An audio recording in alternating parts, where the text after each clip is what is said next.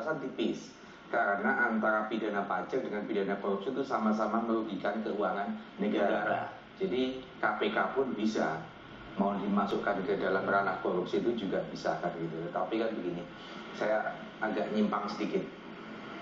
Kasus yang paling baru ini memberikan gambaran kepada kita bahwa anak muda ini sudah cerdas semua kan gitu loh. Anak muda dalam rentang produktif usia, begitu ya. Usia produktif seperti saya, Gayus, terus Nazarudin, Dana, Tommy. Ini kan anak muda semua, itu generasi penerus bangsa yang menurut saya produktivitasnya sangat tinggi, cerdasnya pun sangat tinggi. Artinya begini, tingkah pola orang-orang tua di dalam melakukan negatif, yang melakukan tindak pidana korupsi, anak muda pun tidak mau kalah kan gitu loh. Justru kasus-kasus yang ketangkap KPK yang berurusan dengan penegak hukum itu didominasi anak muda kan gitu. Atau itu malah membuat satu bukan kecurigaan, pertanyaan baru begitu. Kalau yang muda demikian berarti di usia-usia yang lebih tua lebih parah. Begitu. Itu fenomena gunung es berarti. Iya. Yang usia yang nampak adalah ini usia produktif 35, 40. Makanya kan begini, anak muda ini ketangkep itu karena goblok.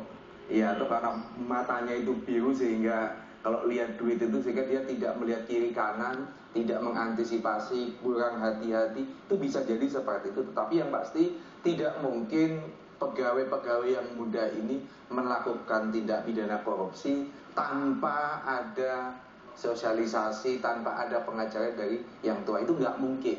Contoh begini, Mas Mirza, kasus Gayus itu idealnya akan membuat pegawai pajak semua itu introspeksi. Nyatanya enggak, muncul kasus Dana. Setelah Dana itu ada lagi satu yang dari Bandung, yang anak muda juga, yang miliaran rupiah duitnya dia. Itu loh, ini bukan Mbak Asim, beda lagi, Mbak Asim orang sudah tua.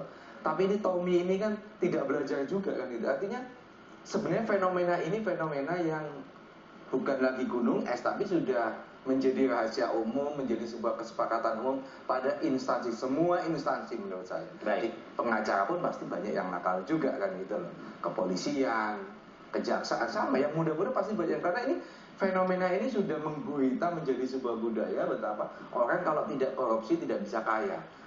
Orang tidak korupsi tidak akan bisa hidup enak, orang tidak bisa dihargai orang dengan mobil mewah kalau dia tidak melakukan korupsi kan.